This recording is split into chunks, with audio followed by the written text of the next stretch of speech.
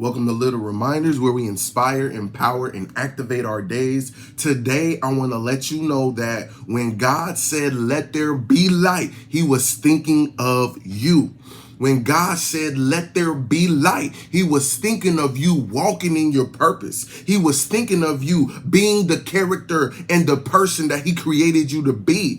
He was thinking of you being able to carry out those gifts and talents that were inside of you. When God said, "Let there be light," he saw you revealing his glory and radiating his glory through this body. When God said, "Let there be light," he was declaring that you were coming into this atmosphere, that you were coming to carry out your dominion, that you were coming to be established as part of his family, as part of his reign, as part of his rulership, as part of his identity. He declared that you would be here.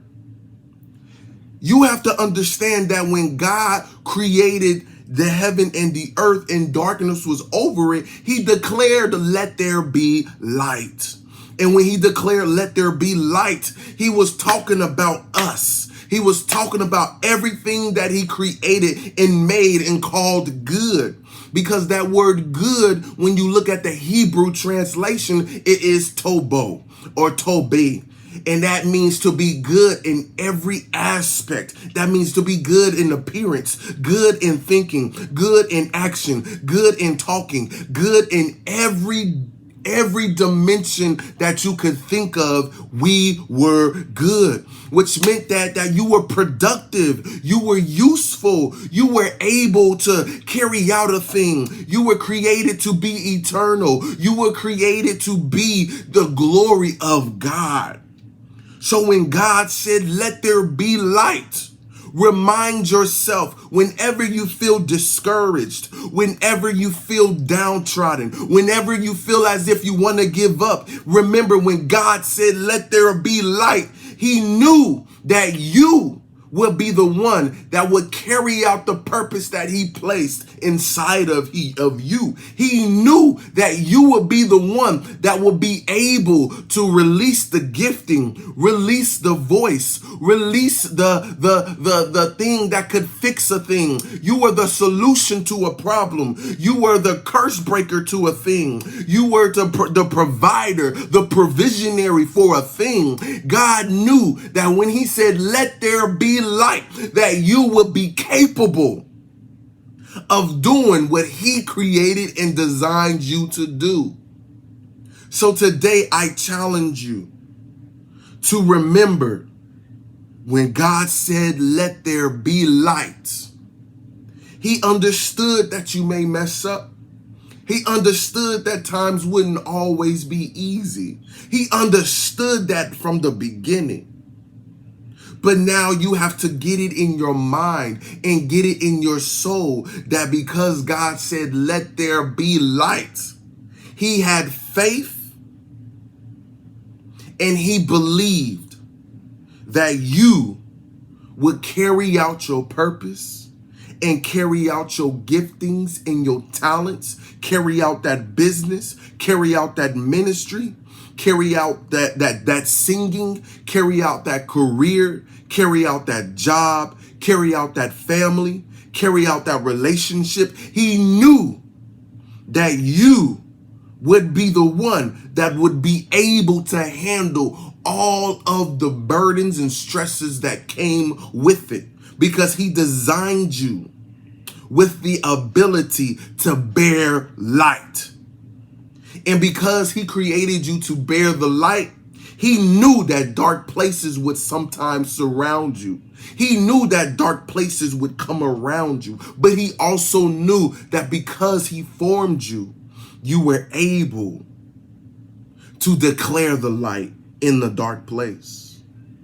So know that because God said, "Let there be light," he was thinking of you in the beginning. He was thinking of you in creation. He was thinking of you when he made everything. He was thinking of you. You have been on the mind of God for all eternity. You are on the mind of God for all eternity. So know that God loves you. God believes in you. God is with you. God is helping you. Angels are helping you. Heaven is with you. And there is a response that's coming from heaven because of you. When God said, let there be light, he knew that you would come. Let there be light. So, Father, we just want to thank you today, oh God. We ask that you cover us and protect us. Allow your spirit to be with us. Lord, thank you for another day. Thank you for another opportunity to serve you, to worship you, to dwell with you, to commune with you, to be one with you, just as Jesus said he is one with you. Thank you for that unity. Thank you for that connection, oh Father, in you. Thank you for another day.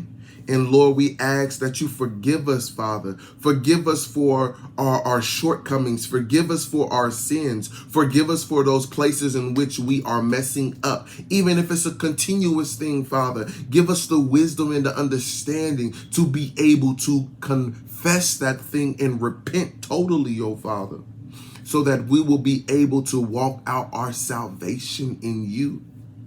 And Father, keep us in your protection. Keep us in your hands. Keep us in your spirit. Keep us on your mind, Father. And we thank you today, Lord, because you're a great God. You're an awesome God, a mighty God, a true God, the only living God. And we say thank you today. In Jesus' name, amen.